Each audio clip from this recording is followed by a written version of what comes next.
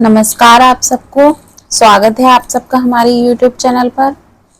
तो ये हमारी आज की हिंदी की इस वीडियो में हम पढ़ने वाले हैं क्रिया यानी वर्ब। तो चलिए शुरू करते हैं। सबसे पहले देखेंगे क्रिया किसे कहते हैं। समस्त क्रियाएं जिन मूल शब्दों से उत्पन्न होती हैं वे धातु कहलाती हैं। यानी कि हमारी क्रियाएं जिस मूल शब्द से, क्रियाओं में जो बेसिक वर्ड होगा वो हमारी धातु कहलाती हैं। जैसे करना का कर वर्ड है करना, इसमें जो कर है ये हमारी मूल धातु है। करना का कर धातु में ना प्रत्यय लगाने से क्रिया बनती है। यानी कि जो मूल शब्द है वो धातु कहलाते हैं और धातु में प्रत्यय लगाने से क्रिया बनती है। जैसे करना, करना में कर धातु है और ना प्रत्यय लगा के करना हमारी क्रिया बन गई। उदाहरण करना, पीना आदि। जैसे कर धातु हो गई ना प्रत्यय, पी धातु ना प्रत्यय आदि। अब बढ़ते हैं क्रियाओं के भेद की तरफ।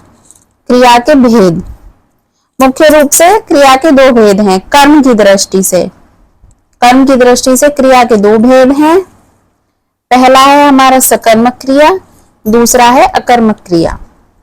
सकर्मक क्रिया जैसे कि नाम से स्पष्ट हो रहा है कर्म सहित, और अकर्मक यानी नकारात्मक अर्थ जिसमें कर्म ना हो, अकर्मक। सकर्मक क्रिया में क्रिया का फल कर्म पर पड़ता है। क्रिया का फल कर्म पर पड़ता है। जैसे उदाहरण राम आम खाता है, आम खाता है ना। तो ये हो गई हमारी सकर्मक क्रिया। अब है क्रिया का फल कर्ता पर पड़ता है, अकर्मक क्रिया। क्रिया का फल कर्ता पर, अकर्मक यानी जिसमें कोई कर्म ना हो रहा हो, और सकर्मक कर्म हो रहा है। उदाहरण राम खाता है, लेकिन क्या खाता है कोई पता ही नहीं है, तो इसमें फल पड़ रहा है कर्ता यानी कि राम पर।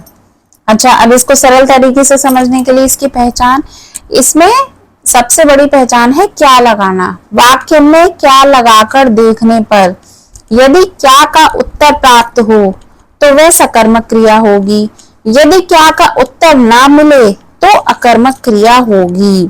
आप कोई भी उदाहरण ले लीजिए। जैसे हमने ऊपर देखा राम आम खाता है, राम क्या खाता है, राम आम खाता है, क्या का हमें उत्तर मिल गया। लेकिन ये उदाहरण राम खाता है, राम क्या खाता है हम अगर पूछेंगे तो क्या का कोई उत्तर ही नहीं मिलेगा, राम खाता है सिर्फ। तो ये हो गई हम अकर्मक क्रिया।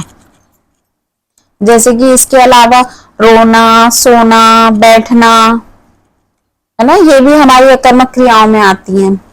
तो चलिए आगे बढ़ते हैं। अब देखते हैं इसके अलावा क्रिया के कुछ अन्य भेद भी हैं। ये तो मुख्य रूप से हो गई कर्म के आधार पर क्रिया। अब क्रिया के कुछ अन्य भेद भी हैं, देखते हैं कौन कौन से। संयुक्त क्रिया, सहायक क्रिया, नाम बोधक या नाम धातु क्रिया, पूर्वकालिक क्रिया, प्रेरणार्थक क्रिया और क्रियार्थक संज्ञा क्रिया। अब इन्हें थोड़ा सा डिटेल में समझ लेते हैं ताकि क्वेश्चन आए तो पहचानने में आसानी हो। पहला है हमारा संयुक्त क्रिया, दो अथवा दो से अधिक धातुओं से निर्मित क्रिया। यानी कि ऐसी क्रिया जिसमें दो या दो से ज्यादा धातु आ रही हों। जैसे रागिनी जा चुकी, जा और चुकी। ईशान घर पहुंच गया, पहुंच और गया। तो ये हो गई संयुक्त क्रिया। सहायक क्रिया, मुख्य क्रिया की काल रचना में सहायक के रूप में कार्य करने वाली क्रियाएं। मुख्य क्रिया जो हमारी होगी उसमें सहायक के रूप में काम करेंगी, वो होगी सहायक क्रिया। यानी कि सिंपल शब्दों में इंग्लिश में जिसे हेल्पिंग वर्ब कहते हैं। जैसे मनंजय आया है, आया है हो गई हमारी सहायक क्रिया, आया है। नाम बोधक क्रिया यानी नाम धातु क्रिया, संज्ञा या विशेषण शब्दों से बनने वाली क्रिया। जो हमारी संज्ञा और विशेषण शब्द होते हैं उनसे जो क्रिया बनेगी वो होगी नाम बोधक। जैसे हत्याना, हाथ शब्द से बना हुआ है, हाथ हो गया हमारा संज्ञा, और हत्याना हाथ से बना हत्याना, ये हो गई नाम धातु। उदाहरण से समझ लेते हैं।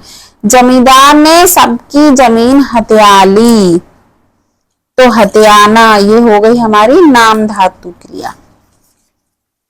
अगला है पूर्वकालिक क्रिया। क्रिया से पूर्व जब कोई दूसरी क्रिया आ जाए, जो हमारी मुख्य क्रिया है उससे पहले कोई और क्रिया आ जाए तो पूर्वकालिक क्रिया होगी। यानी एक ही वाक्य में दो क्रिया आ जाएंगी। उसमें पढ़ लिख कर गीत गाना शुरू कर दिया, यानी पढ़ लिख कर गीत गाना। अभी क्या कर रहा है, वो गीत गा रहा है, लेकिन उससे पहले पूर्वकालिक क्रिया पढ़ लिख कर, तो ये हो गई पूर्वकालिक क्रिया। अगला है प्रेरणार्थक क्रिया।